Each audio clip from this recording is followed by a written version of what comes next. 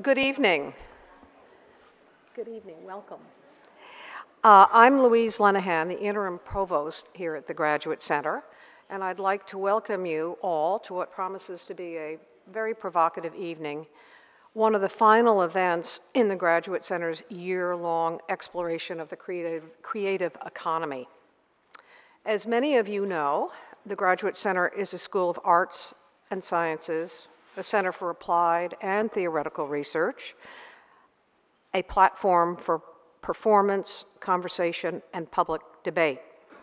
As a community of students and scholars committed to the idea that learning is a public good, we regularly offer public programs featuring eminent thinkers, cultural leaders, distinguished artists, and others addressing some of today's most pressing issues. To that end, we have been delighted to present this year a series entitled Cultural Capital, The Promise and Price of New York's Creative Economy. It is a programming initiative that has explored the city's creative and knowledge-based industries through an array of conversations, panel discussions, screenings, and performances.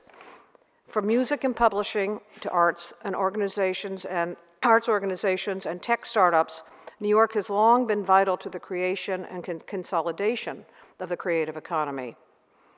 Throughout this year, we have been exploring these fields and many others.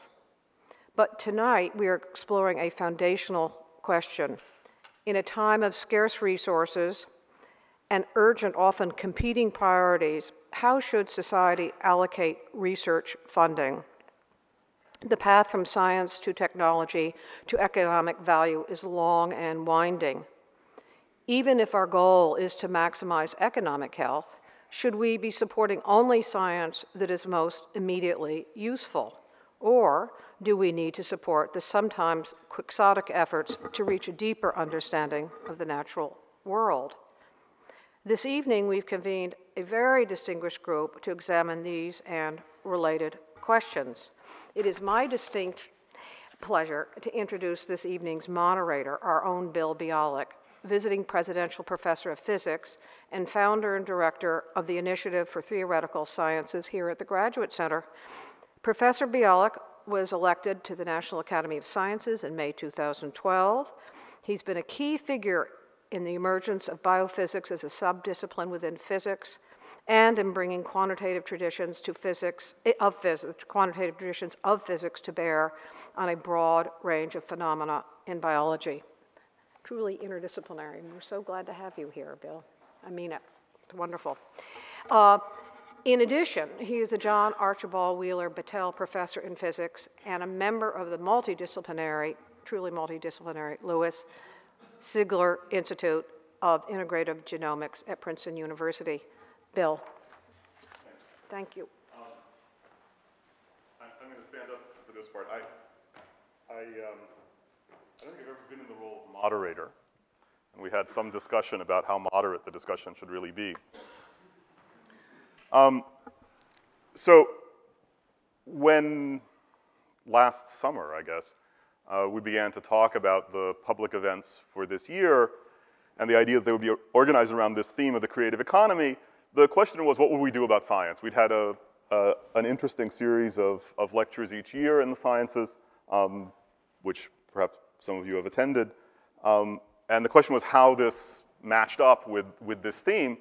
And I thought it would be interesting to explore this question of how do you get between if you want, the scientific curiosity that we're all born with, which eventually becomes professionalized in the sciences, and the economy, the things that are really useful. I mean, we all know that our lives have been revolutionized by technology.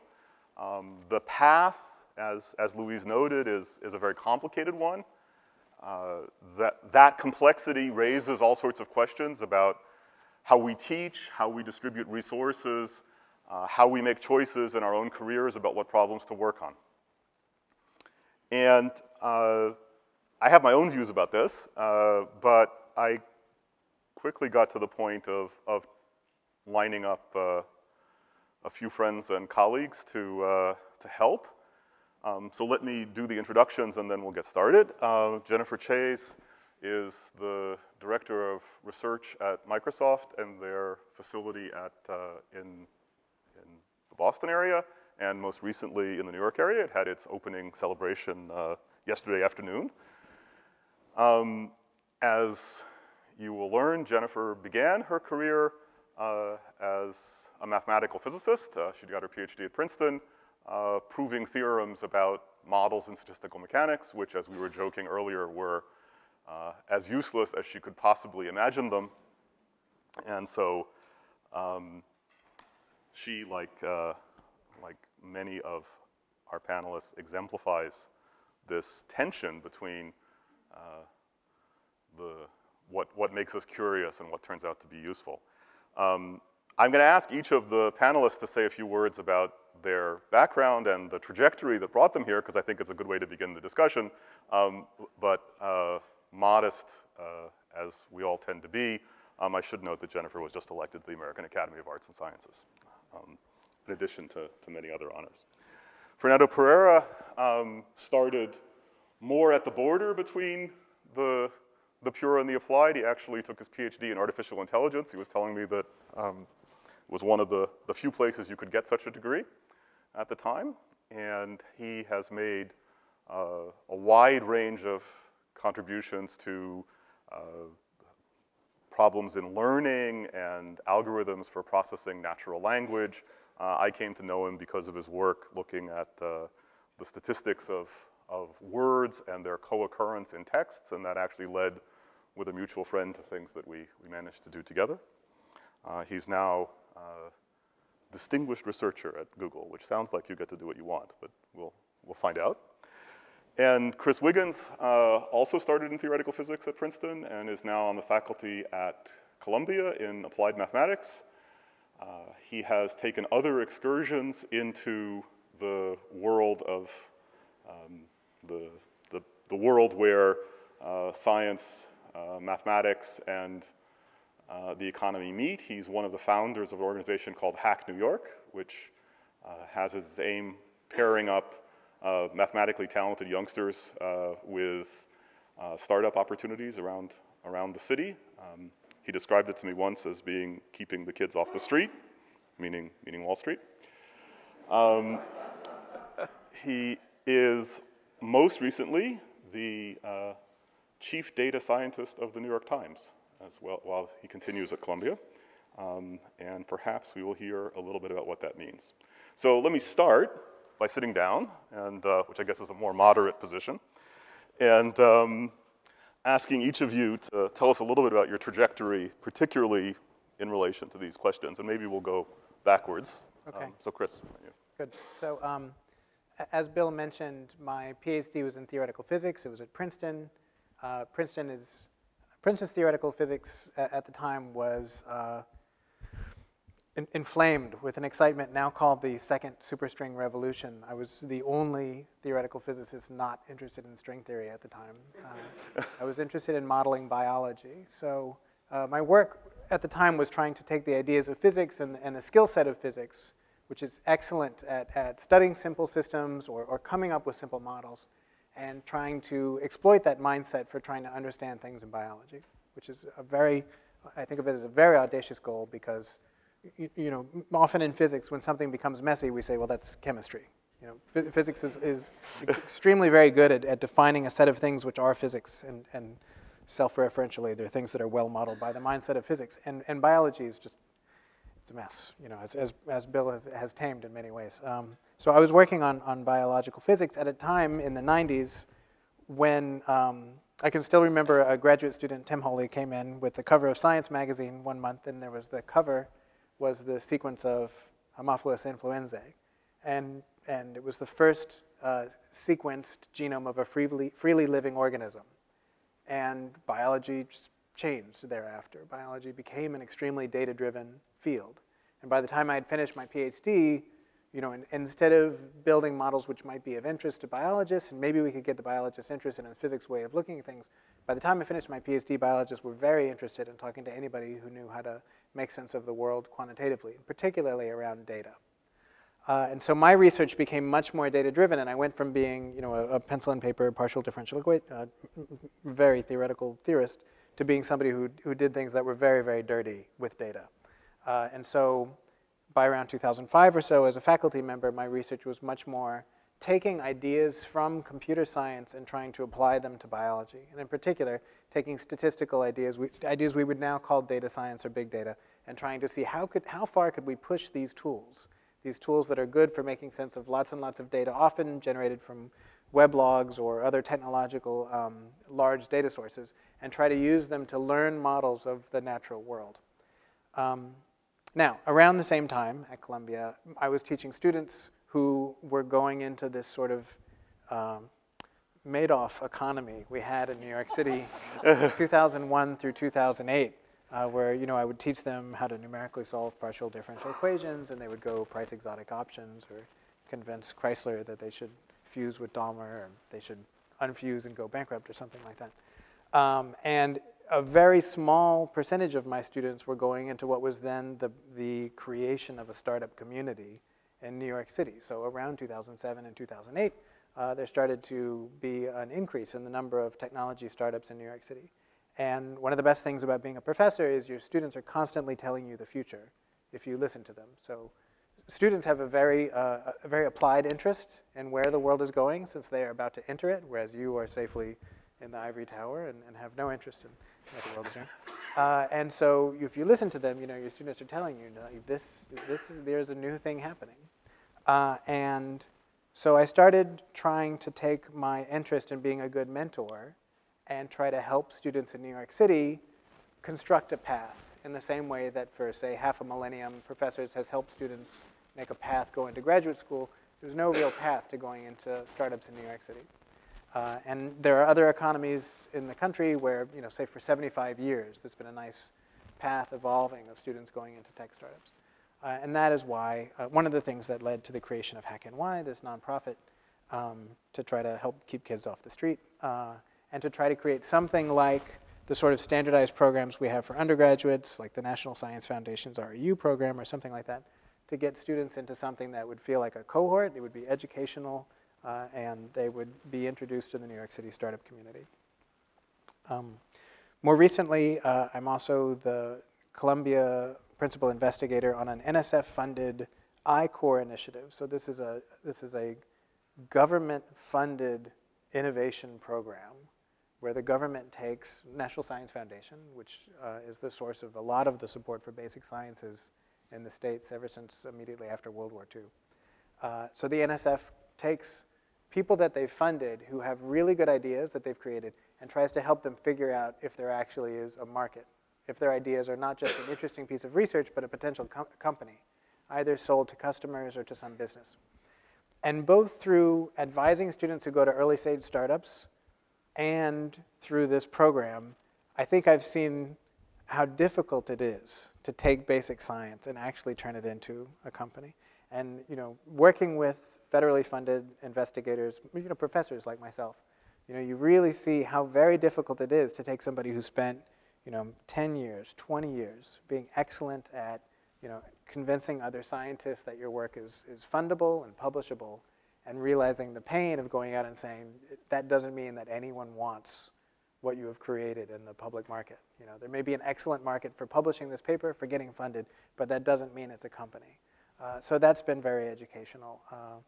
As I have learned it, and also seeing students who go into tech startups, many of them are excited about applying the latest fancy math, right? And often at a startup, you just need to do the simplest possible thing. One example is people often say, if you want to know what to do in a startup, take a bunch of academic papers and look whatever is the simple method that they're all saying, well, we're much better than that simple method. Go do that method. You just need to get the job done. And often, that will get you 80% of the way there. So those are two of my involvements in what I like to say the real world. And then more recently, I finally had a sabbatical, and so I asked my colleagues what I should do. And some colleagues said, well, you should go do more of the same. And some colleagues said, you should do something radically different than what you normally do. And so I took their advice and went and spent time at the New York Times, which is a 163-year-old company. It is not a startup. In the way that software is eating the world, as people like to say, the New York Times is, however, becoming a tech company. You know, I mean, we no longer say that companies are electricity companies because they run with electricity, but we still say that companies are tech companies if they use the internet. So all companies are becoming tech companies, and the New York Times is no exception. And there I found it also very enlightening to see what is the role of sort of fancy theoretical research in trying to make sense of abundant data and to try to help people both on the news side and on the business side to try to learn data, to try to listen to your customers at web scale. So that's been very illuminating to see what works. And there, as a bigger company, bigger than a startup, we do have the luxury of reading papers and trying to implement fancy methods. But I still advocate for everyone in my group at the New York Times to just try the dumbest thing first. And it's been educational to see what the role is of fundamental research in a company where you have research at that scale. That's probably enough for now. Why don't I hand over to the others? Oh dear. Oh, so sorry. This is a good time to bring that up. Maybe you missed nothing. Your microphone's on. There's always that button. Yeah, That. that's on. Yeah. So we need to get things adjusted a little. I'll try to make it close to my face,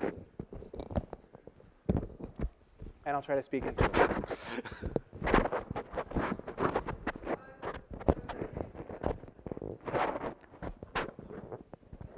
So can you hear now? Is it better? I'll try my best.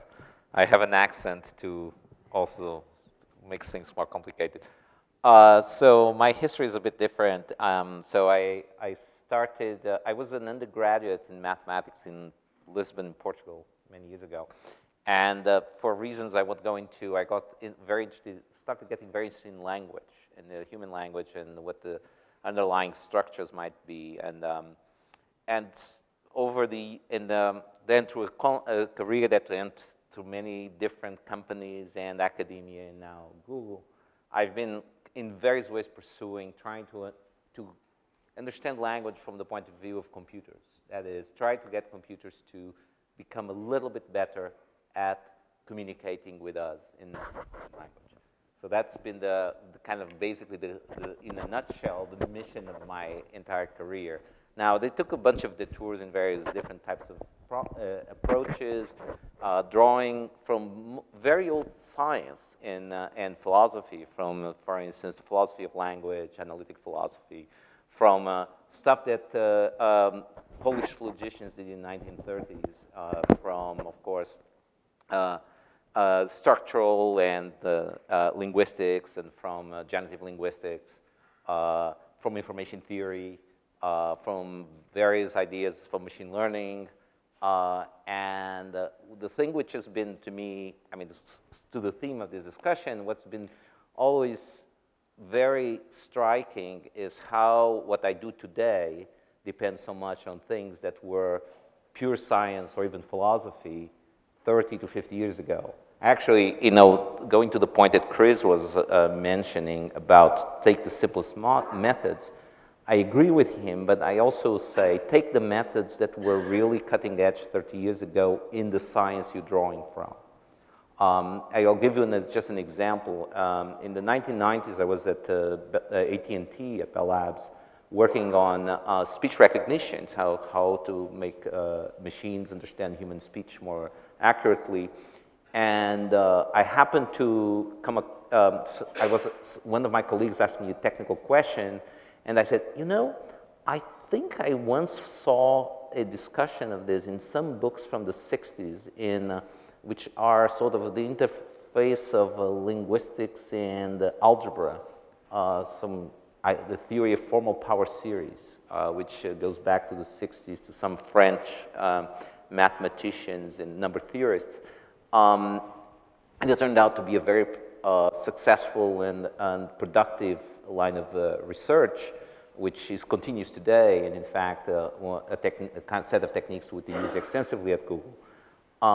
And so this interplay is not that I should be working today on necessarily on the, even know what science I should be working today that will affect the technology I'm going to do tomorrow. But we should be very eclectic in drawing from all the science and philosophy that came before and trying to see how it can inform what we're doing today. So, because, of course, because I work on, I'm very interested in language, and I work on getting computers to understand human language better, and that's what all much of my team at Google does.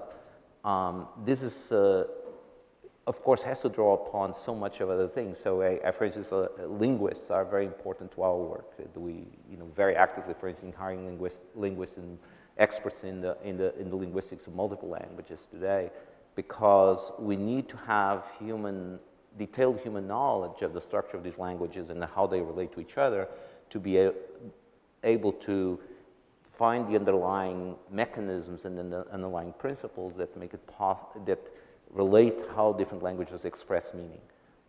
So I don't see sort of a decoupling between the pure and applied sciences in this line of work, and so what's been really fascinating is see how ideas that we try, and then don't quite work, and then 20 years later I try it again and work a little bit better because we have better computation or better understanding of algorithms, or even better data. A lot of what we can do today is because we have access to so much text and so much speech in all forms on the internet. We can do data analysis of different new kinds that allows us to get at the underlying structures that help carry meaning in human communication. So that's kind of, in short, what my kind of life mission has been, because I cannot stop being excited about this, partly because, I mean, I'm not a native speaker of English, and I've been an immigrant from Ireland, so I have to deal with this all the time, right? I don't speak very well this language, so I have to say, why am I making this mistake, right? And that also, but of course, even before I moved to English-speaking world, this was already a very interesting thing for me. Jennifer.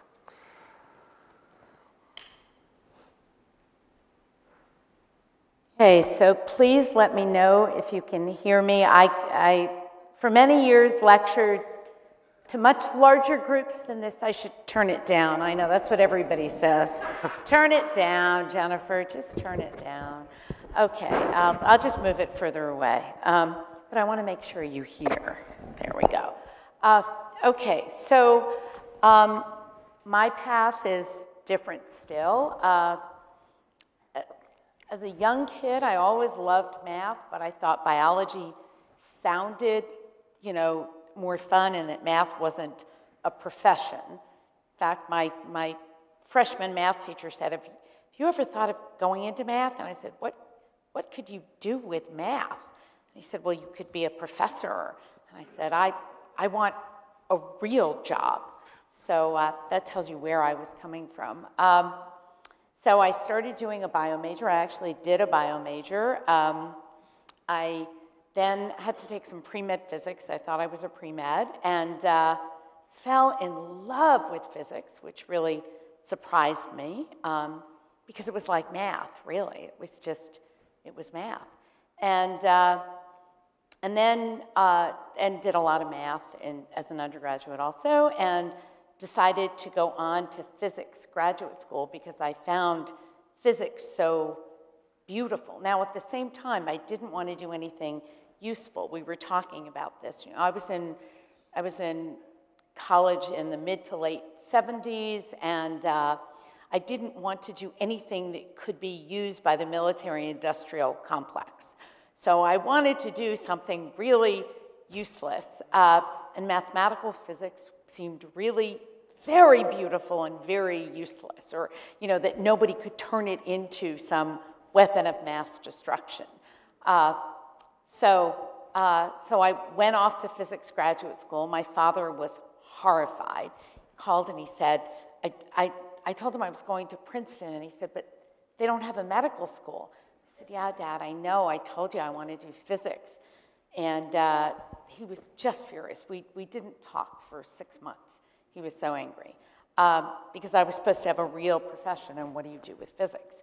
And And then when I went to Princeton, I did the most useless kind of physics, but I thought the most beautiful, which was mathematical physics, which was proving theorems about very simple physical systems.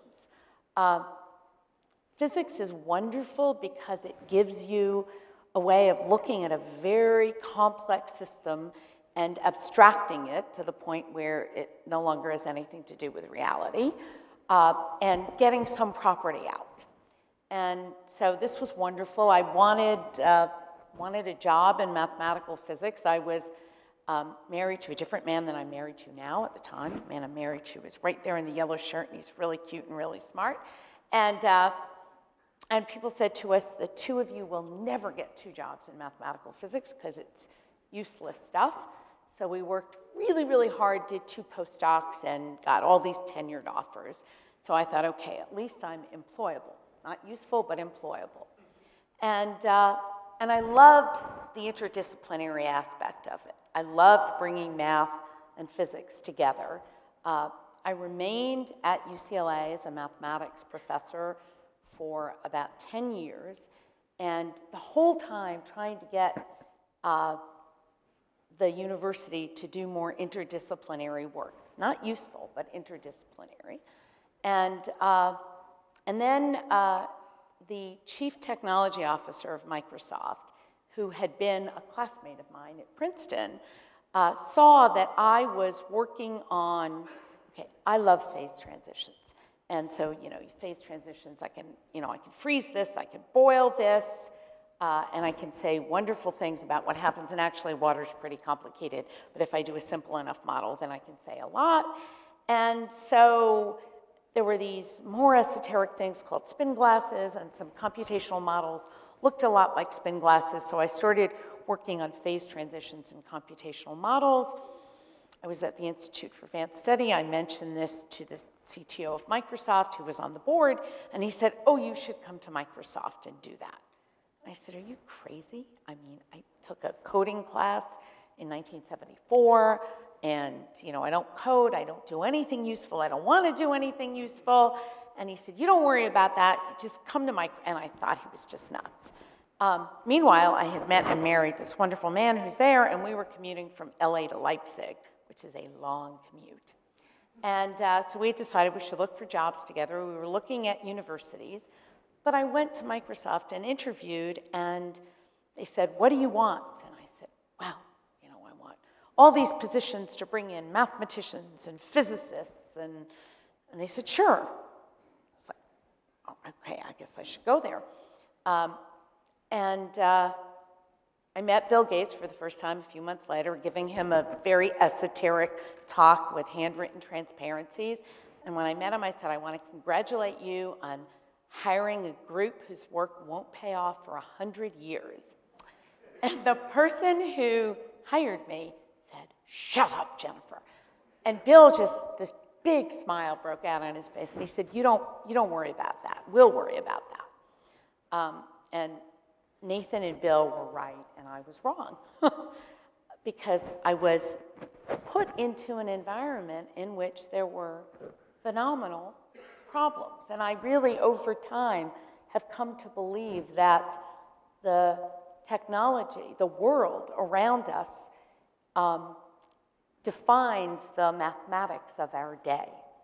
And whereas, the mathematics of the 1950s was more differential equations, computers were giving us discrete mathematics and were giving us computational problems as the problems of our day. And those were the problems in which we were going to find both the most beautiful mathematics, which was all that was concerning me at the time. And it turns out in the process, that mathematics was actually going to help us with technology. So over time, I had worked on phase transitions in the simplest model I could find called percolation, which was some random network. And then all of a sudden, there was this huge random network out there called the internet. And my boss came to me and he said, this looks like some of the pictures you draw. I'm like, yeah, it does. It's kind of cool. And then there was the World Wide Web, which was this directed graph, which was wonderful. And they had a lot of properties of the things that I loved. And we started doing things like, how do you crawl properly? And how do you avoid web spam? And these were really wonderful, wonderful problems. And then over time, I was getting bored again, so I had my math and my physics and my theoretical computer science, and the cryptography groups that I was managing by that point, because the wonderful thing is that if you do math and physics, you can do anything, because everything is, everything can be modeled. And I began to see, as of course Google already knew, that putting economics and computer science together was very important.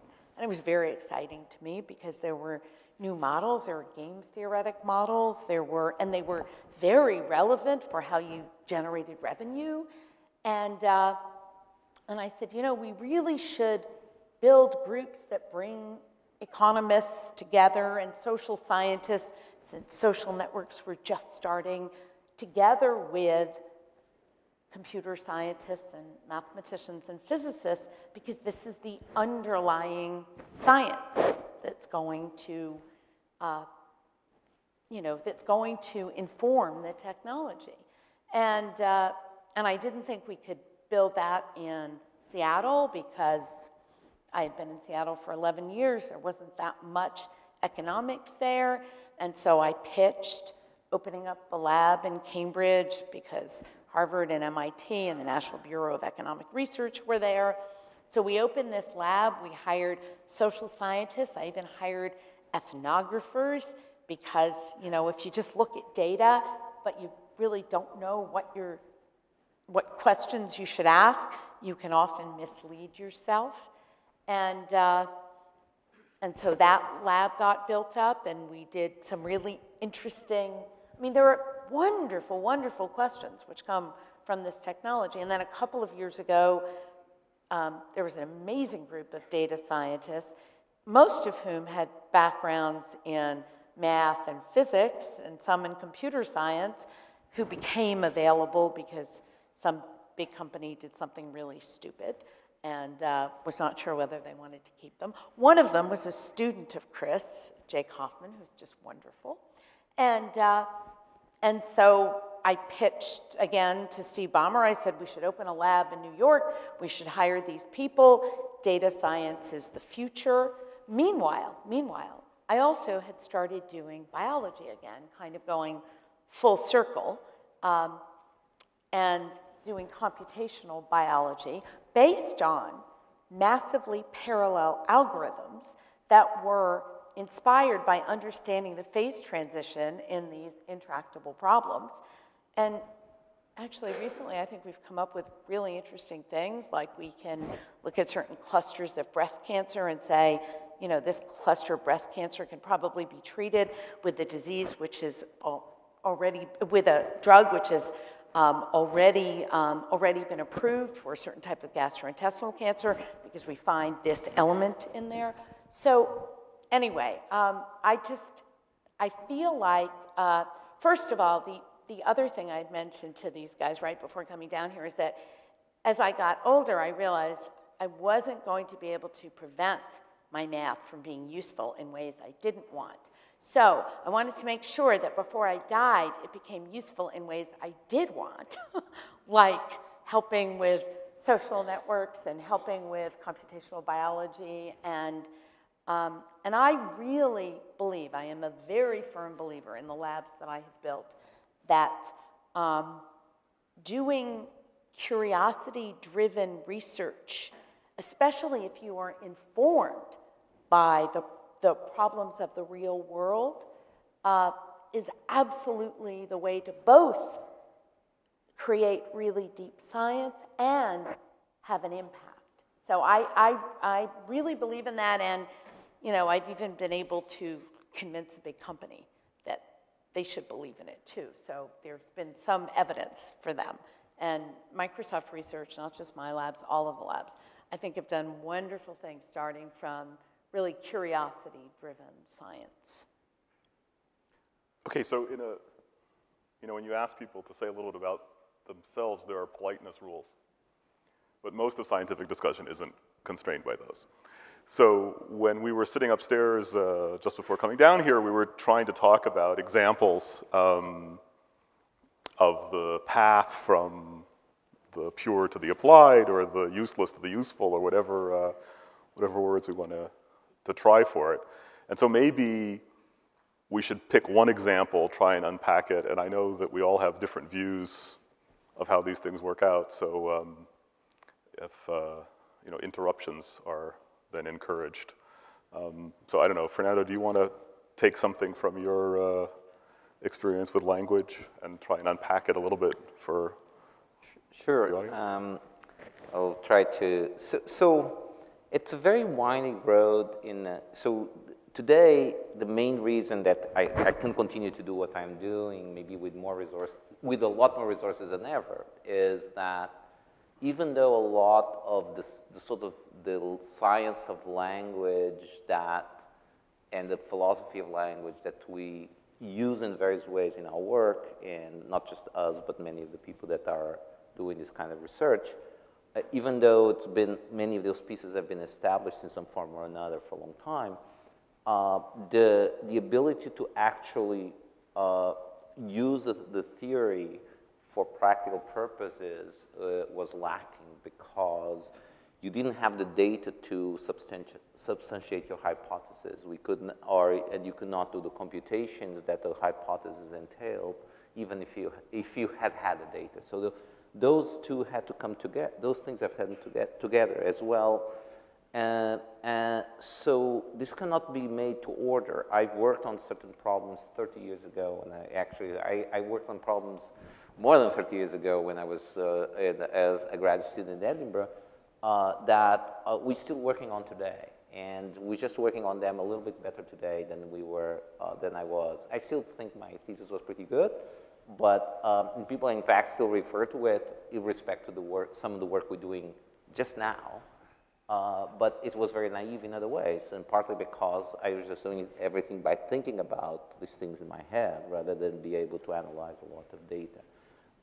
For instance, of how people actually want to ask a question from a computer about something that they're interested in. So actually, maybe you could help. So we've all had the experience of sitting down at the computer. We go to the Google site, right? We type something in. Yeah. Of what happens, most of us know absolutely nothing about what's going on So what in the happens background. It's a combination of many things, right? And over time, it's been shifting. So early on was mostly about recognizing some words in your query, in your request, and trying to match them to the text and to web pages, and trying to figure out which web pages are most likely to have, based on a bunch of different pieces of information, some of which are in techniques that themselves are based on long-drawn research. I mean, people normally, when think about Google search, they think, oh, PageRank, and this was what's done at, this project at Stanford that was funded by NSF and the digital libraries in the 90s. But actually, a lot of what, even soon after Google started, a lot of where really makes search so much better are techniques from information retrieval that have to do with looking at the statistics of how words are used in text and what words are more informative about, say, a document that had been done research at Cornell for 30 years before that by Jerry Salton and students. So even when you look at something like Google search of the keyword kind that we are all familiar with, and is already based on a lot of thinking about what's most informative about a piece of text. Now, it was a very basic one. You're just looking at individual words and the occurrence in documents. Then you start to ask, oh, of course, we don't just have the words that we speak don't come kind of as word salad. They have some structure, some relationship to each other. can we exploit those relationships? Now, people, of course, in linguistics have been thinking about this problem for much longer even than the work in information retrieval, but we just didn't have a way or ways of capturing those relationships in a reliable way and recognizing them in text. And that's basically been the sort of the work of my career, has been to try to come up with techniques that look at not just individual words, but the words in context of other words, in relation to other words, and say, how do they convey, what relationships do they convey, and how do we recognize what the relationship you express? So if I ask, the standard kind of chestnuts, who is the president of France? And it's not just about president and France, because there are many documents that can be talk about the presidents, for instance, the US president visiting France, say, but because there's a particular relationship between president and France. And identifying that in the question that I asked, and also identify in some particular document that say Francois Hollande was elected president of France in whenever, that recognition goes beyond recognizing the individual words. It has to have to do with the relationship between those words. So that's the transition that we are witnessing now in search, is from looking at the statistics of individual words in documents and queries and how they indicate relevance of a particular web page, say, to a particular query, to looking at how words together convey certain kinds of meaning, and how you can try to match those meanings to what you're asking for to produce more precise answers. So that's the sort of transition that we're witnessing today. That's sort of, what I work on, and what my fairly large group works on, is to try to push that transition forward as quickly as we can, and still drawing on a lot of linguistics and a lot of statistics and information theory ideas that have gone back, again, 50 years or more. And as I was mentioning before, there's this work of some Polish logicians from the 30s that is very relevant to what we're doing today in interpreting queries. Of course, my role is kind of weird here, because I know a lot more of this stuff than the young people working my team do, because they only learn the small, I've been around. One of the few advantages of being around for a while is you see things coming back again and again in different forms.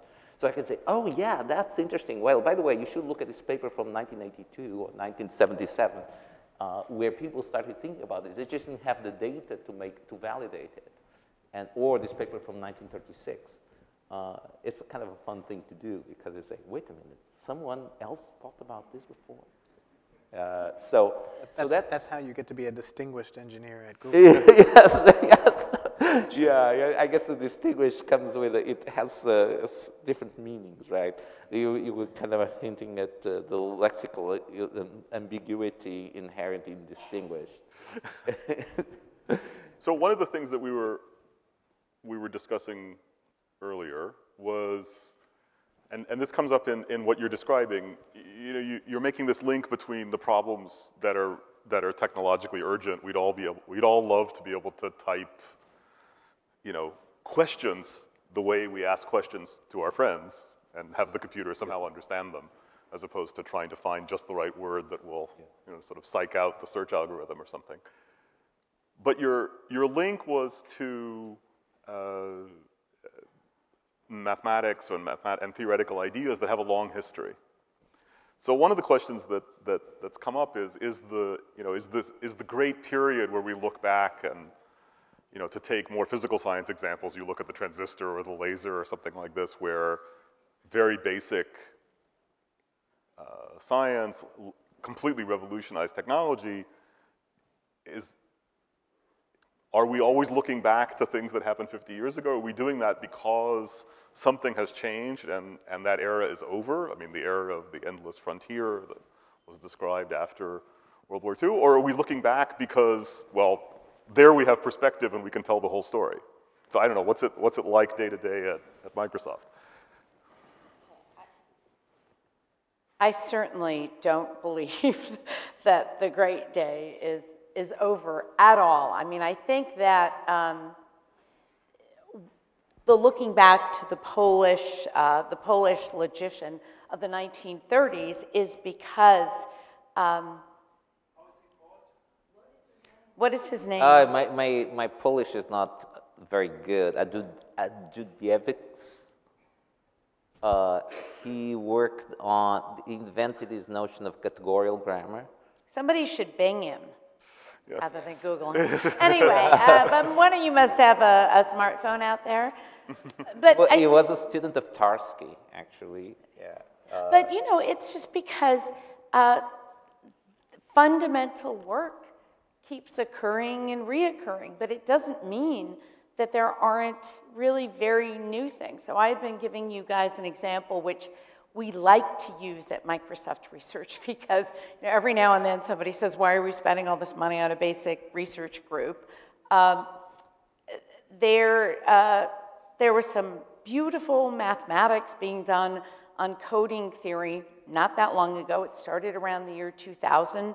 So if you know, they say to you sometimes, don't keep your insurance policy inside your house, because if your house burns down, you know, you need your insurance policy. So, you know, put a copy in the safe deposit box.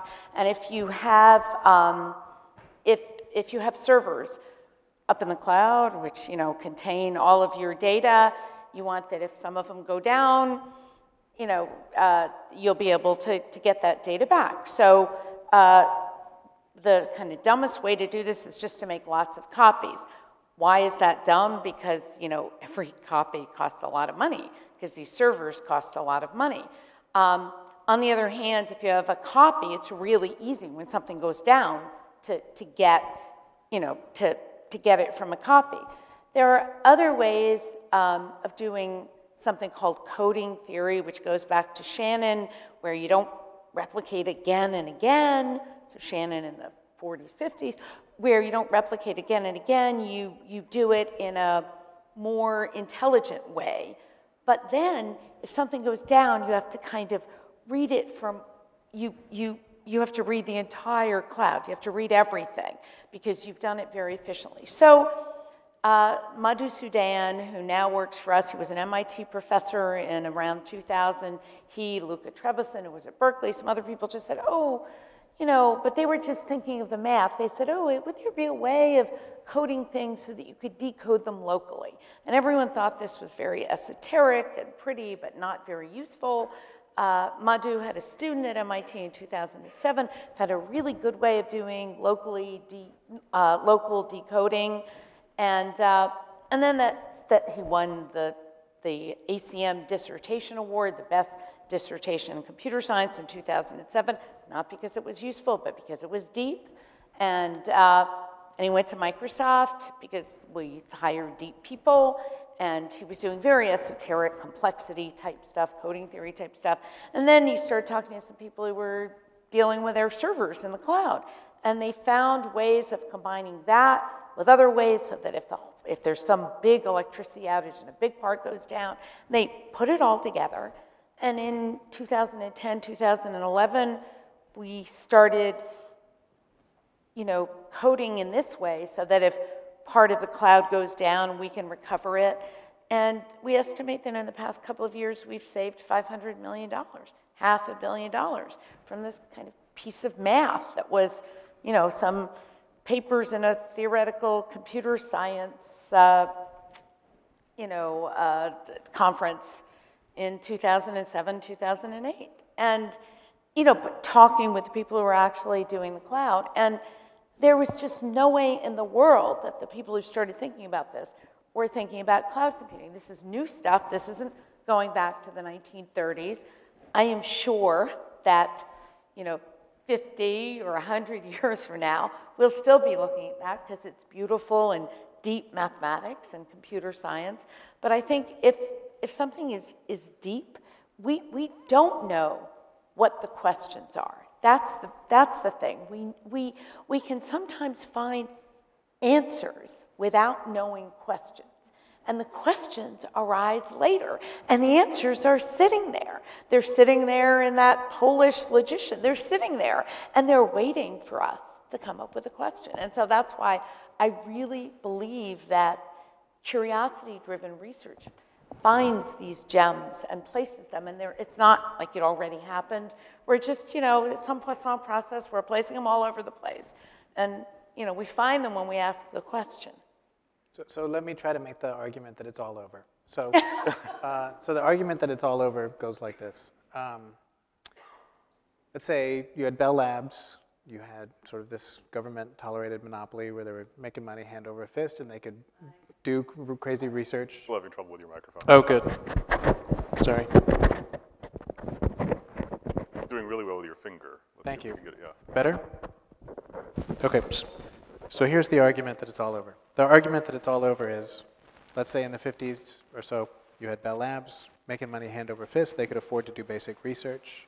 And transistor technologies came out of that, right? Through a quirk of human beings, which, by the way, all scientists are human beings, and therefore, whether they know it or not. And so all of these trajectories involving innovations involve crazy quirks of human beings. So that transistor technology left Bell Labs and went to what is now called Silicon Valley, right? And there was a silicon revolution, right? And there was an electronics revolution. Long time ago, great example of how fundamental understanding of quantum mechanics turned into silicon and electronics, right? Which largely did not go to consumers, right? Or personal computing, right? That was much later. Let's say in the 70s, right? So in the 70s, you had people thinking about how would you have a distributed network that could survive all sorts of attacks or disruption. There was a combination of academic research, theoretical research, combined with funding to create something which we now use quite a bit, namely the internet, right?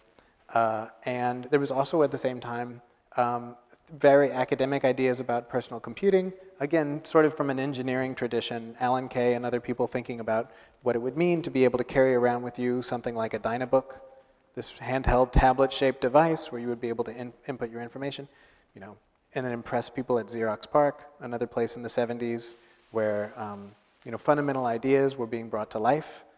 Also at Xerox PARC, people were thinking about how would you have a communications protocol that would survive possible drops in the packets, the quantum of information. That led to the Ethernet, right, which led to a network age. The era of personal computing really, came to fruition even from those visions at Utah in 1970s through personal computing. And we were able to build the internet layer, on top of that the electronics layer, the networked layer, eventually the World Wide Web, which of course came out of CERN, right? So it came out of particle physicists thinking about how to exchange information, right? And all those awesome things where basic ideas and basic things came to life, let's say 1950s through 1990s, that was awesome. We built the internet, we built the World Wide Web. And then if you look at economic disruption of the last decade, on the other hand, what are the big disruptions? Well, say Facebook, right? What makes Facebook, this extremely valuable company, has almost nothing to do with academic research, at least when it was built, right? So the thing that made Facebook go from a dorm room project to, let's say, its first $1 billion in valuation was not necessarily built on, excellent academic research and a deeper understanding of quantum mechanics, say. So that's the argument for why it's all over. Now the counter-argument is that's just because we're looking backwards at what defined our world today, right? And the point is we have no idea what the next electronic revolution is going to be. We have no idea what the next internet is going to be, meaning the next thing that completely changes the economy. But if we look backwards, then we can reconstruct this sort of faux history, drawing a line through various events, and we can connect it to quantum mechanics and basic ideas from basic research. But we don't know now what will be the thing that will disrupt us in the next 10 to 20 years. So probably it's not my role to defend Facebook here, but I would say that there's a lot more, fairly at least deep computer science in their ability to scale up the service they have. For scaling, absolutely. Then you give them credit for, even early on. I don't know whether this is too loud or not, sorry. But I mean, more generally, I think when you look at the kind of internet services you take for granted, whether it's social networking or in search or advertising, you're seeing a surface, but below that surface, there's a huge stack of depth which involves many, many inventions and many, many discoveries at all levels, from the hardware, which very often is specialized, to the algorithms that are used, to the ways that data is analyzed and combined. I'll just give you an example, which is, so at Google, there's been a lot of interest recently on various kinds of neurally inspired ways of doing computation. Not only by internal work, but also we just acquired a company in London called DeepMind, who has a very, very specific, influences from neuroscience.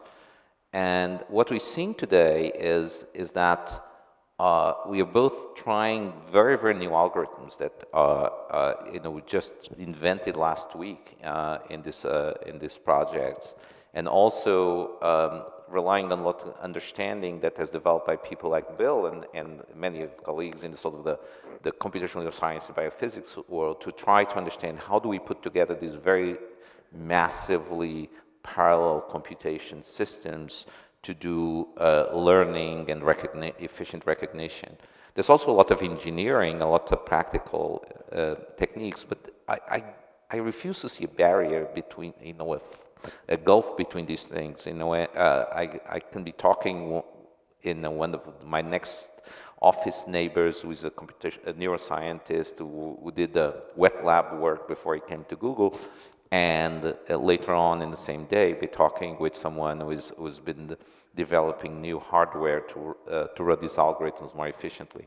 I think that's all over. It's overstated. It's just that we are at the moment, and we just don't know what will pan out, will not. I mean, one way I like to think about a company like Google is that like a big investor in many different ideas and many different techniques, and most will fail.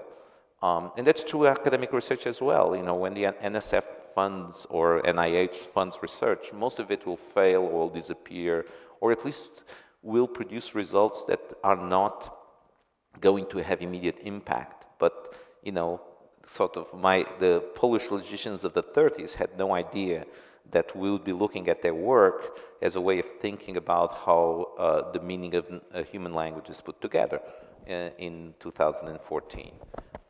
And that sort of uncertainty about what's useful or not is what justifies investment in fundamental research. Not only investment by companies who can invest in it, but also by the public. And that, I think, is one of the big. I wasn't an academic before I went to Google for a while, and one of the sort of saddest parts of writing proposals, even funded proposals to places like NSF, was to have to come up with a cockamamie theory of why this is going to be immediately relevant in what they call it the broader impacts. Which is this passage of the NSF proposal, say, why is this going to make congressional staffers happy, rather than saying, hey, we really have to be gambling people. You have to bet on a variety of ideas and a variety of explorations, because you never know what's going to pan out. If people can gamble as much as they do in Wall Street, they could gamble 1/100th of that on science, and I think would get probably much better results. Okay, been talking for a while. The audience is not gigantic, and so that means that taking questions is going to be feasible. So why don't you start thinking a little about questions? I wanted to make one point before we wrapped up. A few years ago, so you all know about Moore's law. So this is really the point that has come up here, that a lot of the things that we see, there's things going on underneath where, as you put it, curiosity-driven science is having much more input. You think about Moore's law, this doubling of computing power every 18 months, I guess is the number. And I was visiting colleagues at IBM Research, and they were talking about how Moore's law has come to be true.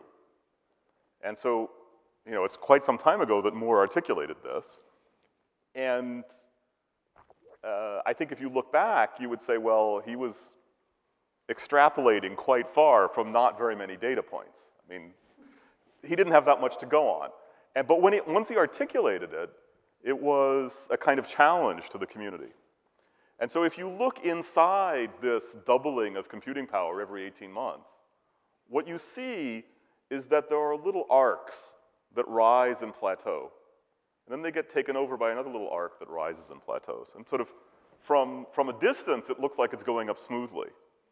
But that's not actually what's happening, because the technology for how you make a chip that goes in the personal computer you had in the end of the 1970s and what you have in your pocket today, the size of the devices has changed by a factor of 1,000, I believe. And in that process, the way in which you make those devices has been revolutionized 5 different times, at least. Because if you take the technology of the late 1970s, which after all made computers that we're all very excited to use, right, because they were vastly better than what we'd had before, you just can't use that technology to pack that many transistors onto a chip. And so what we see as this sort of inevitable flow of technological improvement, which is changing our world, underneath consists of lots of discrete events which are being driven by often very specialized communities who take us from one of these plateaus to the other as we ratchet up. And so maybe part of the answer is that to this question about the interface between our curiosity-driven research and what's useful is in how to identify where those, the problem that companies actually face is, how do you identify where those, when we're getting to the top of one of those plateaus and we really need to invest in getting us up to the next level. So I think we should thank our guests and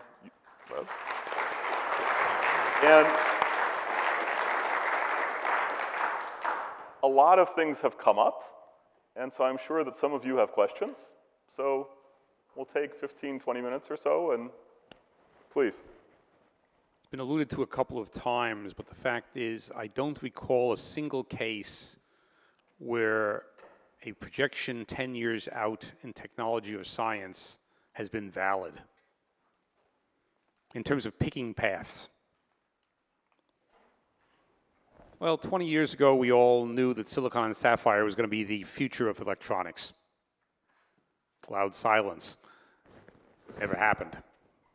There's a pile of other technologies. The problem with, as was noted, looking backwards through the telescope gives you an awfully bizarre picture of reality.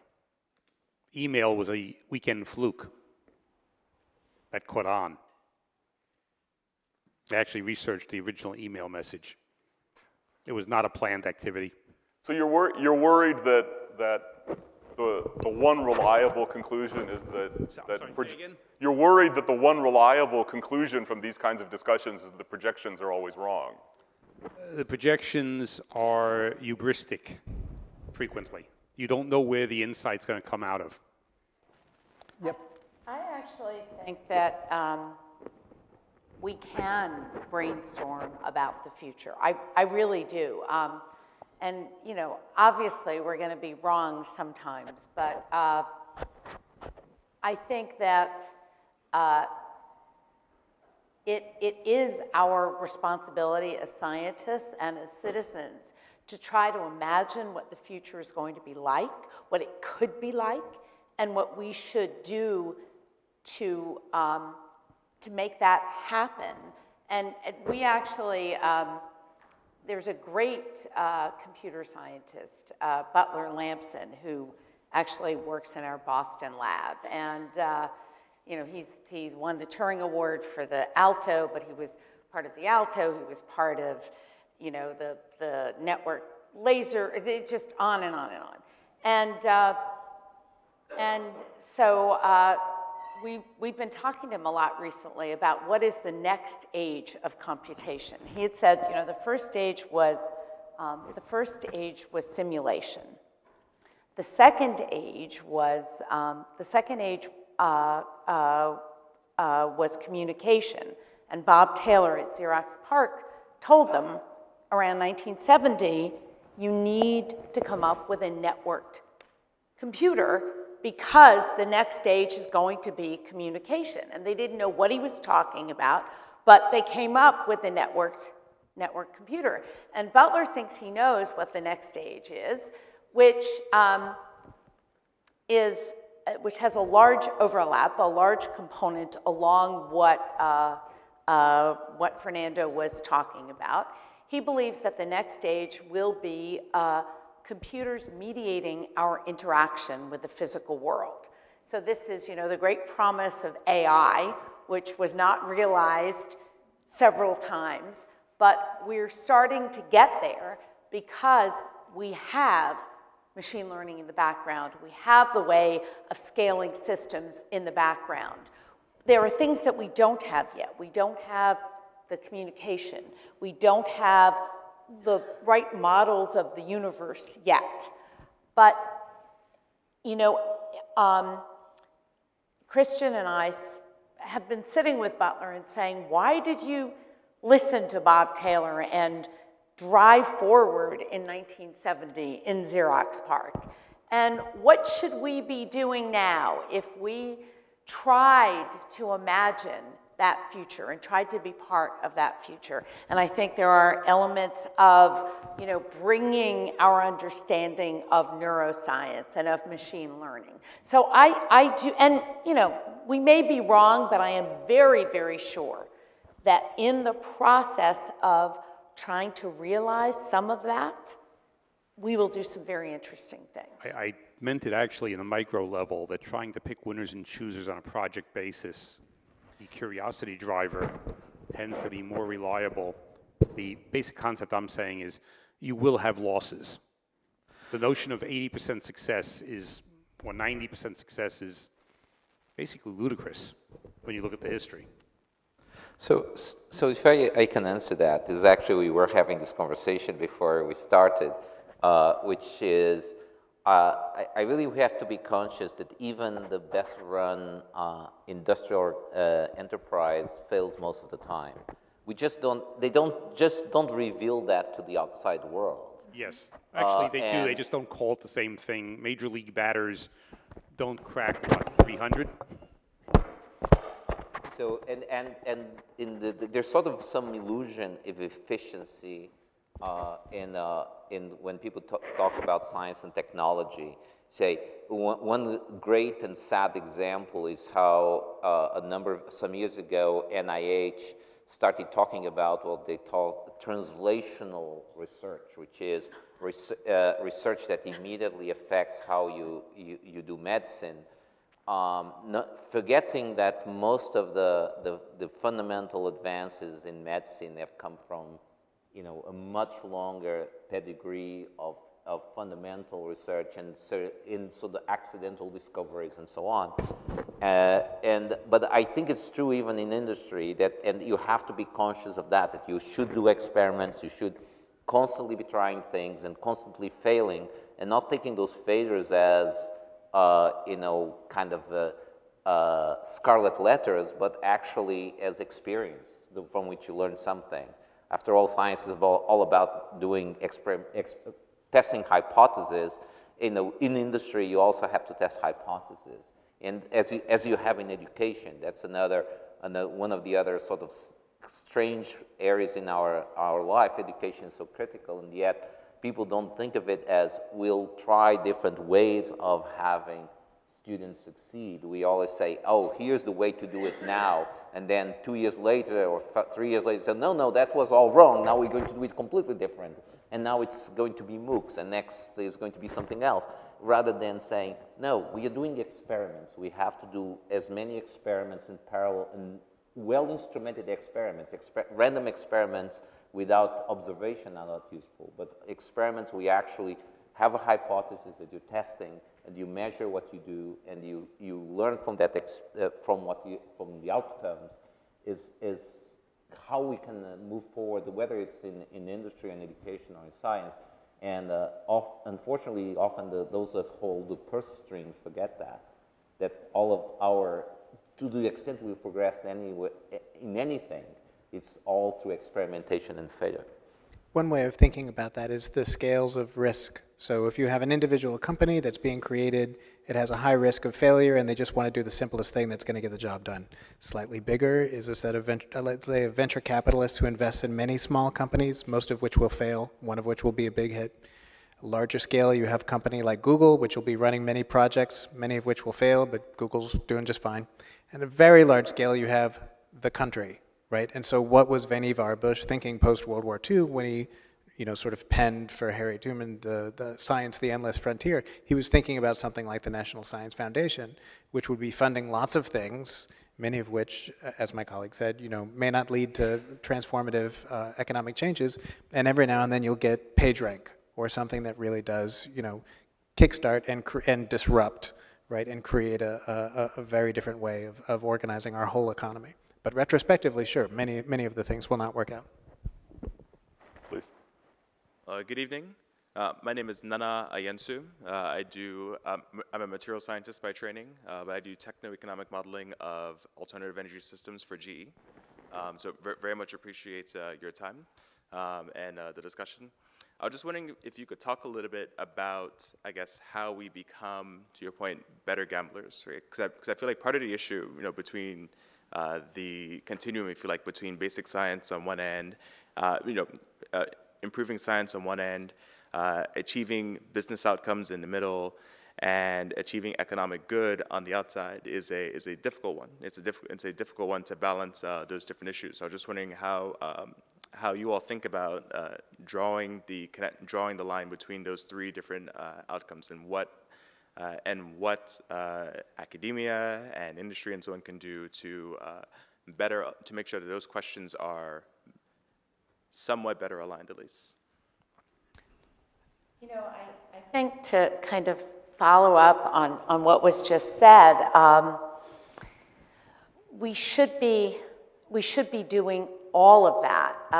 Nathan Myhrvold, the guy who hired me, who was the first CTO, of Microsoft, said it's kind of like a stock portfolio. You don't just buy the blue chips, which kind of reliably, plod along and earn money. You want a portfolio. So if you look at Microsoft, we put a lot into development.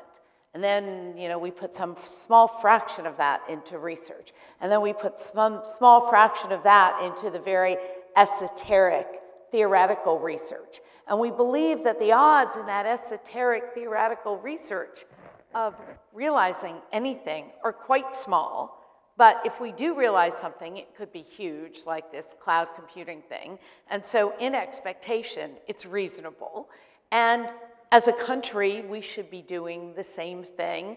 The individual startups can't themselves do that, but they're kind of out on the end, actually. They're doing some very high-risk things, and we've got many of them. But I think that to not do that is like not insuring ourselves for the future. You insure yourself by putting something into that curiosity-driven research. And nobody would say to you, well, don't buy insurance because the odds that you're going to need it are so small. And nobody should say to you, well, don't invest in basic research because the odds that any given piece are going to pay off are small, because you should be looking at expectations and you should be balancing your portfolio on the level of a big company and very much on the level of nations. The other thing is time scale. Like you can Yes. invest in something and you can wait. If you're the United States government and you invest in NSF, say, you can wait a decade or two and see if something pans out. On the other hand, if you are an individual scientist who wants to build a company, in the next 3 quarters, right? And you're a scientist, and you think you have some technology that's going to be a company in the next year. You want to see if it's becoming a company, and you can't necessarily wait. And so there's a very difficult transition of going from being really good at writing papers, that are going to get past a set of reviewers who are your peers, to building something that's a potential company, and that has to be bought by somebody, either another business or by consumers out there. Part of the I-Corps, this NSF program, their manifesto is that most companies fail because they were building something that nobody wanted.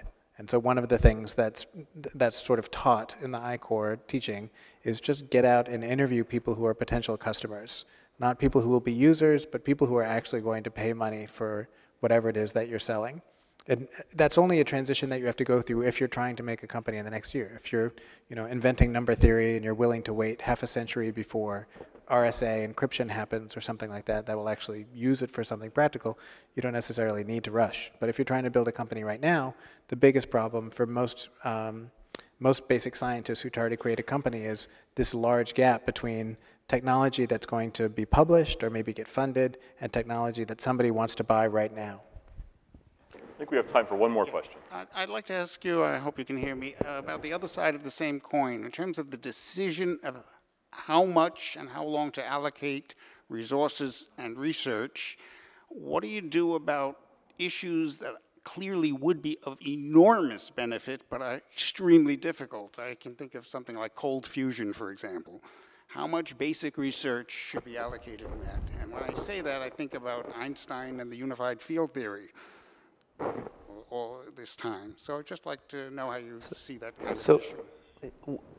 I think you picked in something like, so some of cold fusion, the example you gave, is kind of about the worst, actually. Nuclear fusion is one of the worst examples because it requires huge investment and very long-term payoff. So actually, nuclear fusion itself is interesting in this context because in some ways, it exemplifies all the things that went wrong with the American system. I mean, during a period where the American funding of science was the envy of the world, fusion was completely messed up. And the reason was that many of the facts that you needed to know when the fusion program began were classified. So that put the whole thing in a box where nobody could see it. And then at some point, it was declared to be an engineering problem, in the sense that the goal should be to build a reactor, not to understand. And after 15 years, the Department of Energy decided that they had made that transition too soon, and that we needed to go back and understand before we were ever going to be able to build a reactor. But I wanted to kind of give a different perspective on some of the problems where you can start small. A small investment and build on experimentation to potentially scale it up as you learn and you get successful results. So one thing that's just a weird experience of my 6.5 years at Google is that I've been able to do longer term things there that I was able to do with NSF funding when I was a professor at Penn. And that's kind of sad in a way, but because at NSF, whenever you had to say a 3-year grant, at the end of this, you by the middle of the second year start thinking about writing the follow-up proposal, and you have to write something that's novel, right? So you cannot say, oh, I'm going to continue to do the same for another 3 years because we got these good results, but we need to explore more. That won't go because, oh, that's old hat, right? That's just development. But some of the things that we've been doing, say, with language understanding, have required a huge amount of investment of time. Not so much investment of people, although now we have a lot of people working on this as well, but time to test techniques, to learn from what the academic community is doing, and build on it, and not give up. Where not keep identifying ways we can make progress, do experiments. Even find things where this can be practically useful, for instance, as in machine translation. And then from that experience say, oh, we can now build this up a little bit further and extend it further. And here's the kind of results we might be able to attain. And having a sustained effort in an area for a substantial period of time is essential. Now, you have to keep doing experimentation. You cannot say, give me, whatever millions of dollars, and I'll come back to you 5 years later. It has to be always iterative, always testing. But the mistake we have, we've got to much short time scales, which are in most of the research funding we have today, especially in academia, that are way too short term for sustained progress in some of these very complex problems. So I'd like to add to that. Peter Lee, who is our VP of Research, looks at a 4-quadrant model, he calls it, okay? So on this axis is risk, and sorry, I can't turn my hand over, but I don't have a double jointed elbow, but on this axis is time scale, okay? And so up in this corner, high risk, long time scale is kind of blue sky research, which very rarely pays off big.